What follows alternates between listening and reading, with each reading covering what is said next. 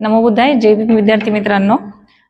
समाज कल्याण सहाय्यक आयुक्त कार्यालय नांदेडच्या वतीने सन 2025-26 मधील जे स्वाधार योजनेअंतर्गत विद्यार्थ्यांनी अर्ज केलेले आहेत आणि ज्या विद्यार्थ्यांचे अर्ज अजूनही सेंडबॅक मध्ये आहेत म्हणजेच त्रुटीमध्ये आहेत, तर अशा सर्व विद्यार्थ्यांना महाराष्ट्रामध्ये आता सध्या 30 एप्रिल 2026 ते दिनांक 5 मे 2026 ही शेवटची मुदतवाढ देण्यात आलेली आहे. तर ह्या व्हिडिओ अंतर्गत सगळ्या विद्यार्थ्यांना अशी सूचना करण्यात येत आहे की जर आपला अर्ज सेंडबॅक मध्ये असेल तर लवकरात लवकर आपण त्रुटी पूर्तता करायची आहे.